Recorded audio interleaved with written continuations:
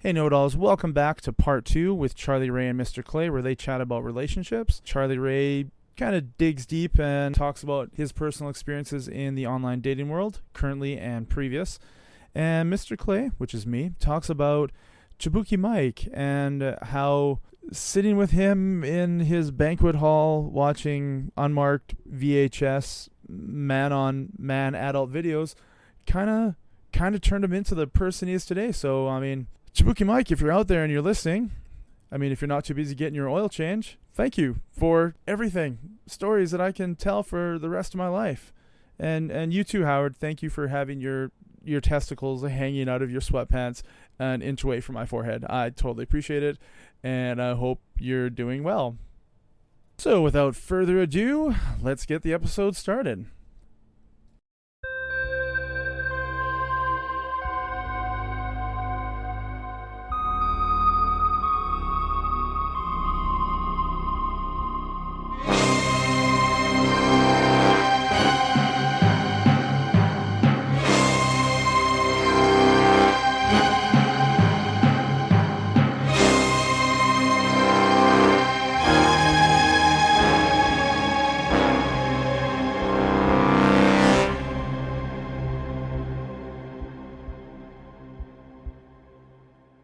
I make people laugh. I can be funny.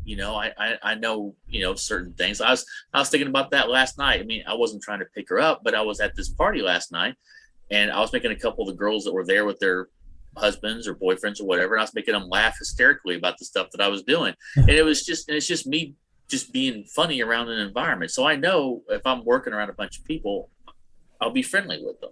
But it's just there's so much intensity around trying to meet people. As long as they're not trying to consider you to be like the one or the one they're trying to marry or date, you're still good enough. You're still good enough to have fun with, Does it make you sad that after you made those girls laugh and got them probably, aroused with your confidence, they're going to go home and fuck their husbands?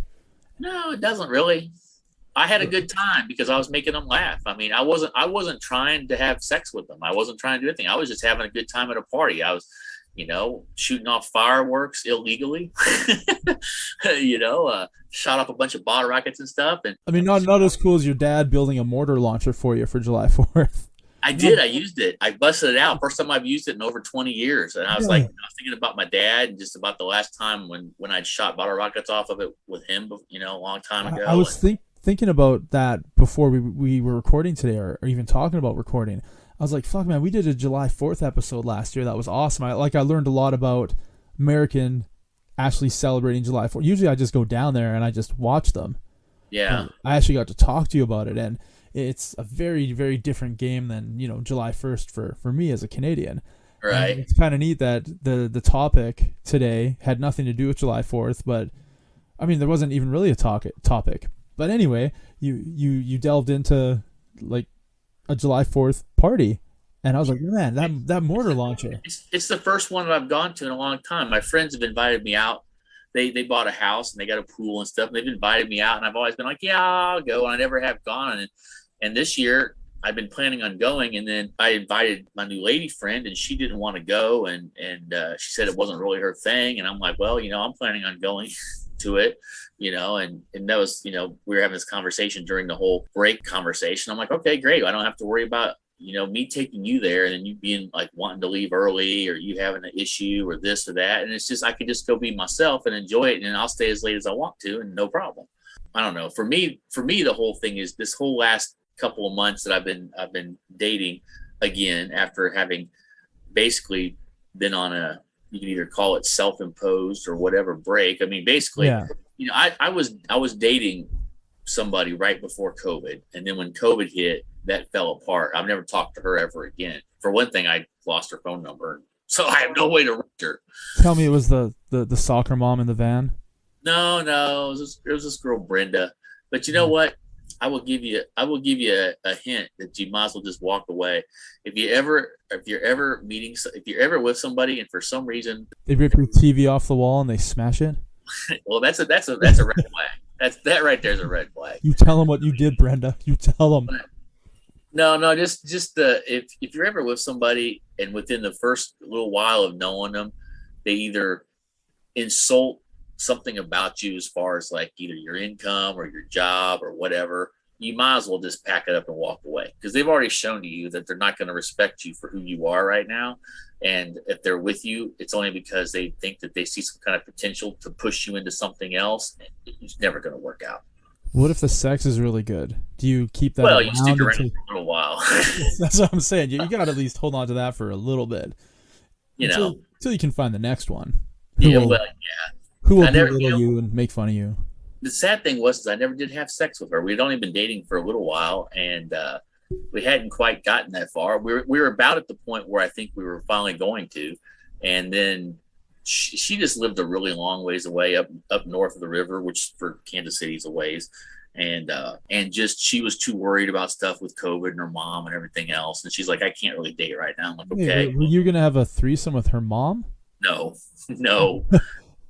I'm just saying that she didn't want to date because she was worried about COVID and her mom and stuff. So she didn't want to like travel around. It's a long story. Anyway, I mean, it doesn't matter. She's long since history now. So I'm going to ask you a question about this. We didn't have sex, but I think we were just about to.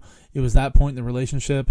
When you're on, like, you meet these girls on dating sites, correct? Or do you meet them at work? Well, I've done both in the past, but in this case, it was a dating site. So dating site. I'm going to describe what it would be like for me. You match with someone, or you swipe right and they see you and they think, meh, sure, I'll swipe right. You know, he's not exactly what I want, but we'll try this.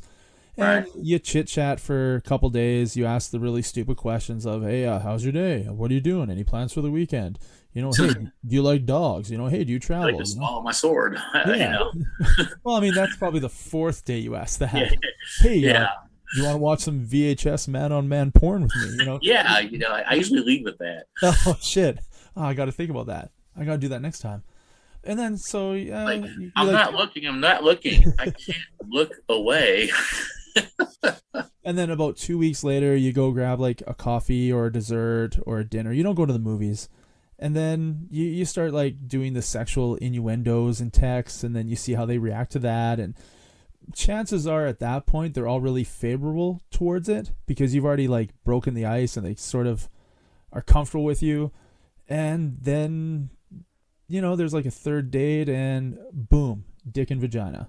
And then maybe you go on another date and maybe you do another, maybe dick in the back door, unless you lead with that because you do things a little bit different.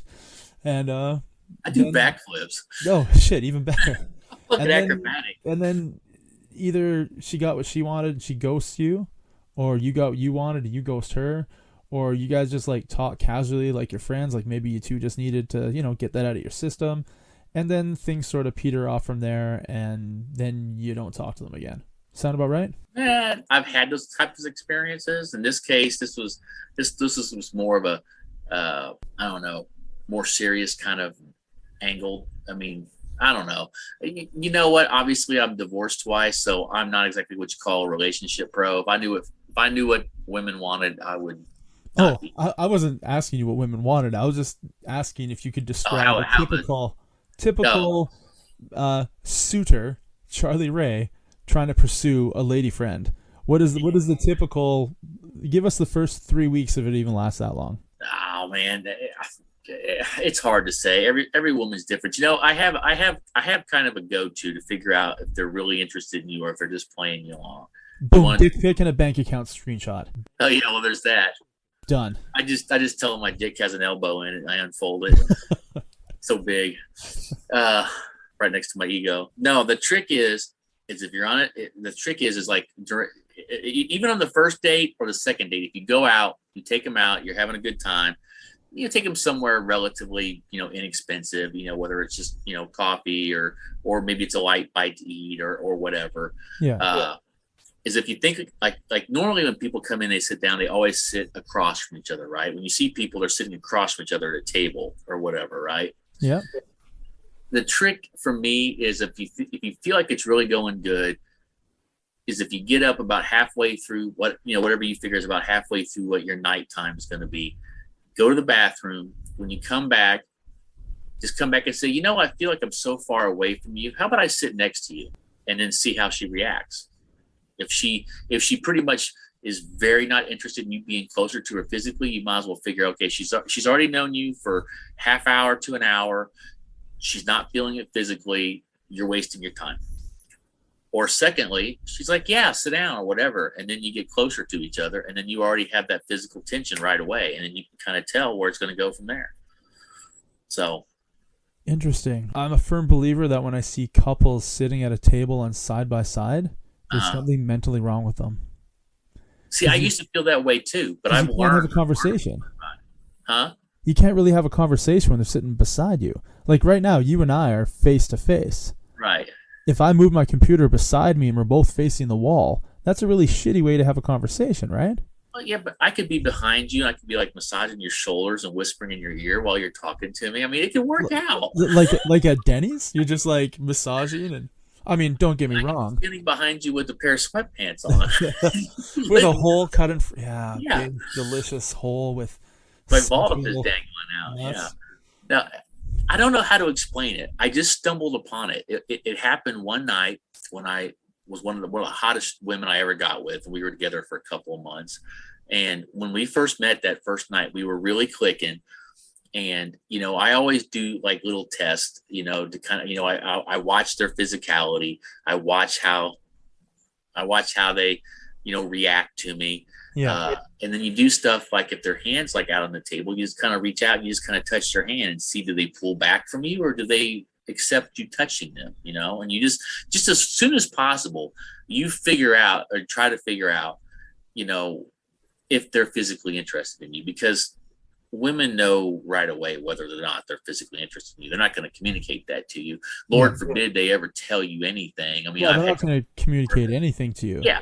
Oh, yeah, because, well, you know, I'm too scared or whatever, or I don't want to pay for half the meal or whatever. You know, they'll be like, yeah, I'm having a great time, blah, blah, blah. And I'm like, yeah, I'll take care of this. You know, you can catch us the next time we go out. And then the next day, I wasn't really feeling anything and blah, blah, blah. I think it's better if we're just friends. Well, you could have said that before I laid out $50, you know? How about that? How about you be honest? You know? I think I'm going to go a new route. Yeah. I've got this friend from California with a 3D printer, and he printed me these dinosaurs. So it's like T-Rex legs, T-Rex tail, T-Rex torso, no arms, and a penis head. So it just looks like a big dong with legs and with legs, feet, and a tail. I call it the Caucasaurus Rex. I think I'm going to keep it in my pocket, and just in the middle of like the dinner, the middle of the conversation, I'm just going to put it out on the table like roar, roar, and just see what she does. Like if she thinks it's funny, I'm going to try and keep her around because I think that's fucking hilarious. Yes. Can you imagine looking over the table next to you and there's a guy and a girl sitting there? The guy pulls out like a Caucasaurus Rex and just like roar, roar on the table. Would you not think that? Look at that relationship. That's what I want. I want that. Yeah. I think that's a keeper routine. I think it'd be even funner if you pull out of the other pocket like a huge Venus like fly trap that like swallowed the Caucasaurus Rex. So she's like, "Are you trying to suggest something?" I was like, "Yeah, there's no real suggestion. I mean, pretty much shove a dick in something." Yeah. And then she's like, "Let's get out of here." She's a keeper. Yeah. No, but that technique's worked really pretty well for me. So, you know, it's a good test. So that's Charlie Ray's advice for the night. If you are trying to meet somebody and you're not exactly sure how the date's going, just try to see how physical they can get without being creepy, of course. Yeah. I'm not being creepy. I'm just saying, you know, you're not a 50-year-old man watching homosexual porno on a VHS asking to get your oil changed. Okay, we're not going to go that route. That's so 1992. Yeah, well, at least he didn't come out with nothing on except for like, you know, socks and no towel. You know? Really? Do you want to hear a story? Okay. Sit back. All right, so I know I've told this before, but I've never told it to you. It involves the same guy, Chabookie Mike. I mean, I could tell a lifetime of stories about Chabookie Mike. Sadly, none of them end up with me having my first homosexual experience, like physical. I mean, yeah, those were homosexual experiences, but there was no physical touching. So, I mean, it wasn't that exciting. Don't get me wrong. It was very exciting, but not. Well, if you've ever gone to a wrestling event, you've had a homoerotic experience. So I'm just saying. The last thing you said really relates to this, but I was working late one night in the Greek restaurant, and Chabookie Mike wasn't there. I was working with a guy named Charlie, another one of the cooks. And the owner, his name, I think his name was John. probably Yanni, but we call him John. Like, we're about to close. It's probably about 11 o'clock at night. He drags Chabookie Mike into the kitchen, and Chabookie Mike is 100% naked. Okay. Naked. And then there was another guy standing right beside him who was also 100% naked. Two naked dudes. And John, the owner, was holding them both by the neck. And he was just like, I mean, I'm going to do my best, worst Greek impression of an old Greek guy who's very angry. These two fucking faggots in my restaurant. These the guys fucking upstairs in my fucking room. My goddamn buffet room. These two guys just fucking right there in front of me. Two fucking homos. Just gay. It's each other in the ass. These two guys, like, you're fucking fired, Mike. You do not fucking work here. I don't know fucking gays allowed here. No fucking homos. No gays at all. And I'm like, wow, you really don't like the gays. Right? Hold on. Let me see if I'm clear here. You don't like them being gay and doing each other in the butt. You walked in at the banquet room and you caught these two dudes fucking. And your first response is to drag them downstairs and bring the two naked guys into the kitchen? Like, can you imagine if the health inspector was there? Yeah, so he's like, you fucking fired. Mike, you fucking fired. You don't work for me. Get the fuck out of here. And so he opens the back door and he throws them both back outside, right? And at that point, I was cooking at that point. I wasn't a dishwasher anymore, so I'd been there a while. And I look over at Charlie, and Charlie's like, hey, bud, keep clean up, okay? Just clean up, wipe counters, and get the fuck out of here. It's like, oh, okay. Wipe the counters and get the fuck out of here. Got it. Okay, I got it. Got it, Chief. Yeah, wipe the counters, and I go out the back door and just like, that was super surreal. So, I mean, I wonder if he tricked that guy into drinking beers and watching Baby I Guess. Or if he just met him somewhere, maybe a bar in town, maybe met him, I don't know. Either way, I don't need to think about this. All I know is that Chabookie Mike won't be there tomorrow. That kind of sucks because, I mean, he was always fun, always entertaining. Right. Then I go home, I go to bed, whatever. I wake up. I think I had a 7 a.m. shift for like cooking. It was a restaurant that also did breakfast. So a Greek restaurant that had breakfast. It was attached to a hotel, so the hotel people would come and get breakfast all the time. Right. And I show up, and Chabookie Mike is there, cigarette hanging out of his mouth, like making bacon and eggs and stuff. And I walk in, I was like, Mike, you still work here? He's like, yeah, why wouldn't I? I was like, well, last night I watched you get fired. He's like, what are you talking about? Last night? I got my fucking oil change is what I got last night. I was like, Mike, yeah, but you came into the restaurant. He goes, what? What are you talking about? I was like, you and your friend, the guy with the long hair and the glasses, were both naked in the kitchen, and John threw you out and said you were fired, and he didn't want people like you working here anymore. He's like, doesn't ring a bell. I don't recall any of that. All I know is that I went upstairs, I guess, passed out, and got dressed and came to work this morning. But yeah, man, my oil change last night was primo. I was like, all right, cool. I'm gonna go play with the sausage foreskins. I'll be. So yeah, I'm hand jobbing the sausage foreskins. I'm just like, fucking nuthouse do I work in? This is fucking crazy. Yeah. But it's not the craziest story about working there. So what happened? He wasn't fired? Apparently he wasn't fired. I think maybe Charlie, when Charlie's like, hey bud, wipe the counters, get the fuck out of here. That guy was like one of like the head chef, the head cook. I think maybe he went and talked to John and just said, hey man, you can't fire my full-time cook. There's only two of us who work here. You know? You can't fire him. Clay is in high school at the end of summer. Like we don't have him as a cook. But there used to be 3 that worked there. There was a guy named Tim that worked there. And I remember coming to work one day with my friend Terry. It was an early morning shift, one of the 7 a.m. ones. We were dishwashers at the time, so this is about probably a month or two earlier than the incident with get the fucking faggots out of here, no gays allowed in my restaurant situation. And there was a police at the restaurant, and there was like yellow police line don't cross around the limousine and the deck in the back. And I had to walk around it, and I open the back door and I go in, and Charlie's like, hey bud, we're closed today, you can't come to work today. I was like, oh, okay, everything okay? He's like, no, last night Tim got drunk, he drank too much, and he get a gun, he blows brains out in the limousine in the parking lot, so Tim's dead, you're now cooking. I was like, what? He goes, you and Terry, you're now cooking. You're no longer dishwasher. We need cook. You cook. I was like, oh, okay, I got a promotion because the other cook shot himself. Cool. Good to know, and Terry and I are like, what the fuck is going on here? So that was like one of the best places I've ever worked.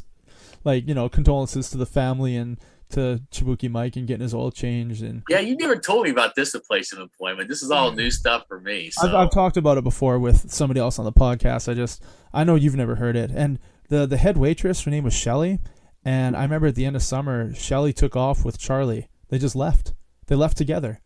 And then like 4 or 5 years later, I was working at a Boston Pizza. That's sort of like a Tony Roma's kind of place. And I remember, and this is like 2 hours north of where I lived originally. So I moved 2 hours north in the valley I lived in. And I was going out to the bar to like use the pop gun to grab some soda. I'm filling my cup. I look over and I see Charlie and Shelly. And I go out and talk to them. I was like, hey guys, what's up? They go, hey man, we live in Kelowna now. I was like, what happened to like where you used to work? He's like, oh, we didn't want to work for John anymore. So we just moved out here and bought our own place. I'm like, oh, nice.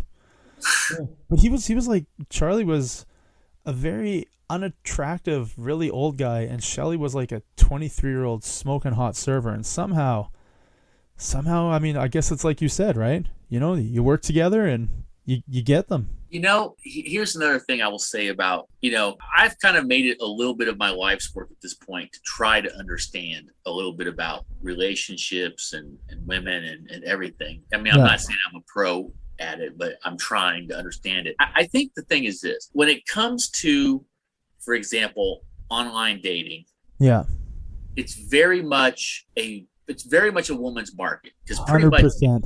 much, 100%. Yeah, 100%. Because pretty much anybody they swipe on, if they're decent looking, that person swiped right on them, right? Yeah, absolutely.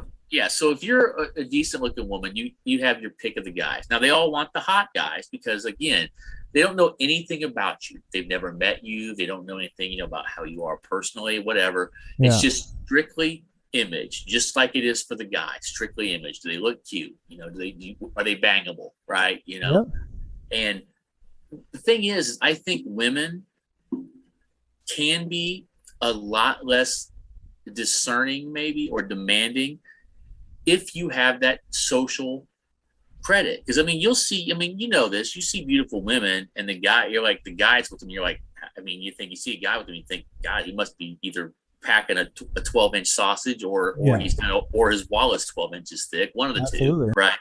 And you think that's it. And the thing is that's not always it. I mean, sometimes that's part of it, but a lot of it is just being around them, just being familiar with them, and just making them feel safe around you, and they feel like they can be themselves, and that you're not going to judge them, and it's not that you're not a challenge. It's just that you're just like this. You're like this safe person. Like I said, if you can come across confident and cool, and you're somewhat funny, and you make them laugh. I mean, they always say, "Oh, I like a man with humor." They do, because they want somebody to entertain them. Because, you know, I mean, they don't always have to entertain themselves. We entertain them for them. You can go a lot further than you think you can, and you have a much better opportunity, you know, than you think you might, just by being cool. But you can't be this thirsty dude who's obviously trying to get in her pants all the time. That's not cool. That doesn't come off well. It comes off as desperate and thirsty. They're never gonna give that up. I mean, you got to play it like, you know what? I'm cool the way I am. Sure, I'd like to have sex with you, but I'm not stressed about it. You know, if it happens, it happens. We'll have a good time. I know what I'm doing. Yeah, you know? There's a meme that I send girls, like when I'm meeting them, when I'm online dating, when I'm chatting, and the meme is just a blank screen with these words written on it. Funny guys are dangerous. They make you laugh, then boom, you're naked. And they always fucking love it. Yeah. They're like, oh, hashtag truth, hashtag you got me, hashtag funny guys. So yeah, I send that to every one of them. And the ones that don't react like that agree with it, that they disagree with it, that I don't really have that conversation anymore with them. It's like, no, we're done. Right. My thing is this is my test for them, is that I'll joke around for a while. And I said, look, let's just get this out the way. Let me send you this picture. And they're like, oh my God. And I send them, it says random dick pic. And it's a picture of Dick Nixon. Absolutely. Yeah. Yep. I'm like, look, I just wanted to get this out of the way. That way you don't ever have to wonder if something I'm sending over to you is going to be a dick pic. Yeah. dick pic, Yeah. and then see how they laugh if they think it's funny. And if they don't think it's funny, you probably don't have many more conversations with them, right? Probably not. But then again, like I said, I'm not Mr. Don Juan. My face is not the face for online dating. My face is the face for social dating, which means I got to get to know you, or you're gonna have to be around me to feel like I'm funny or cool. I mean, trust me. I mean, if I'm in a social situation and stuff's going on, I can make people laugh. I can make women laugh. I can work the room, so to speak. But I gotta be in the mood for it. And to be honest, at this point in my life, it's like I just don't want to work that hard. I don't care. I don't care. Like can't someone else do it? Can you pay someone to online date for you? Yeah, can I get somebody to like warm them up with laughter first? You've seen what the movie is? It Bowfinger, when Eddie Murphy's the celebrity in it. Oh yeah. He just doesn't want to go to the wardrobe changes or to buy clothes. So somebody else with his body shape and size wears the clothes, and somebody puts a picture over top of the guy's face that looks just like Eddie Murphy, and he like nods or like approves or disapproves the clothing. He's like, yeah, I'd look good in that. No, I wouldn't look good in that. Right. That's pretty awesome. I'll have to watch that again sometime. Yeah, it's been a while. So, but before we end up shutting this down for the night, you want to summarize dating. You're doing it. You're not doing it. You're on hold. Are you still talking to the one you're on hold? She clearly didn't want to go to the party yesterday. It's not her jam. But are you inviting her to something else? Do you see yourself going somewhere with her in the future? Summarize it. I honestly don't know. I'm happy with either way that it goes. I'd say the biggest thing that I've learned from this last dating experience is I'm actually a lot happier alone than I thought I was. Yeah. I really felt like I'm missing something wanting to date. And I realized, no, I just want sex on occasion. And dude, seriously, honestly, if I was a rich guy, there's no point in unless I was wanting a family with kids, I would not really want necessarily a serious relationship.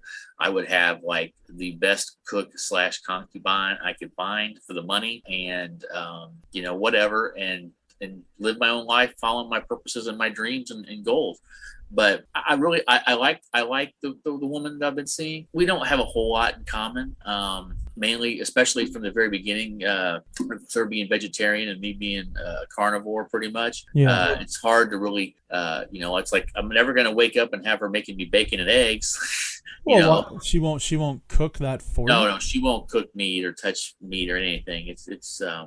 So something like that's never going to happen.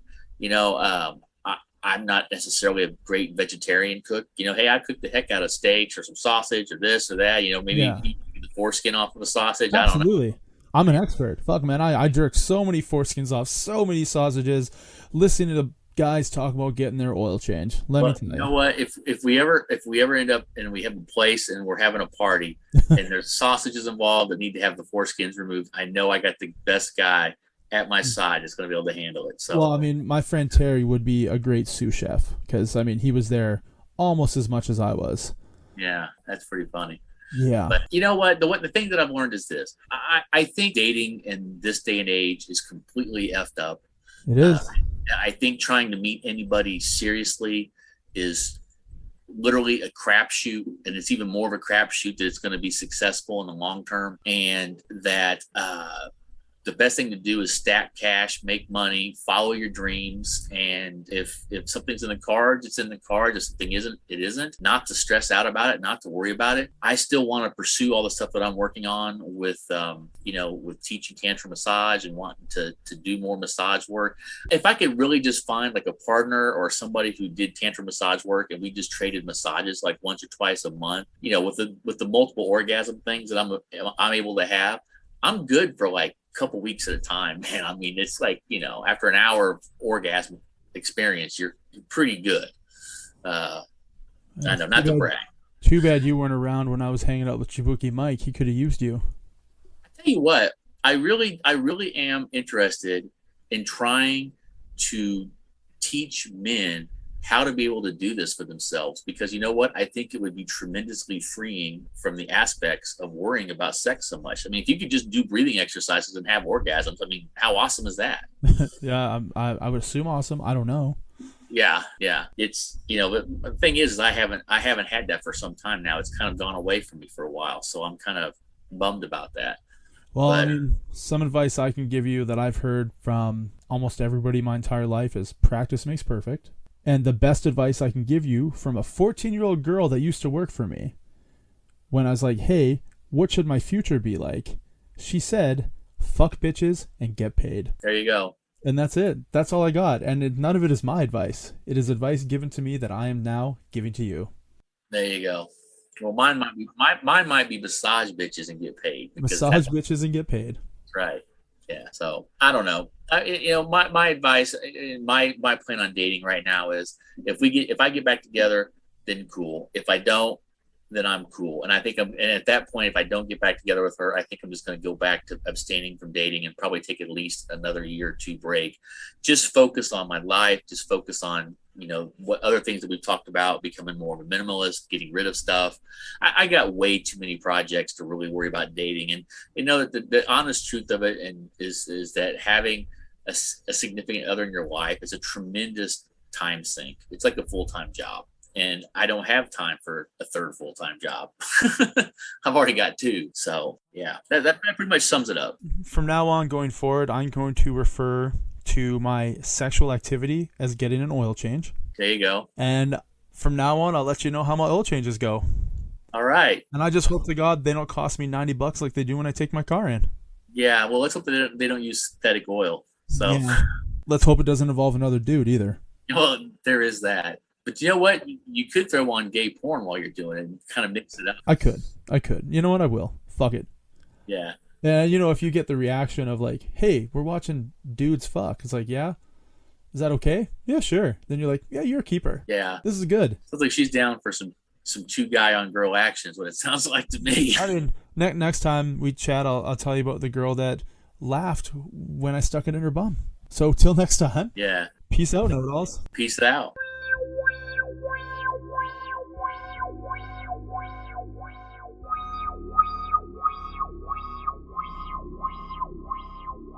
Wow.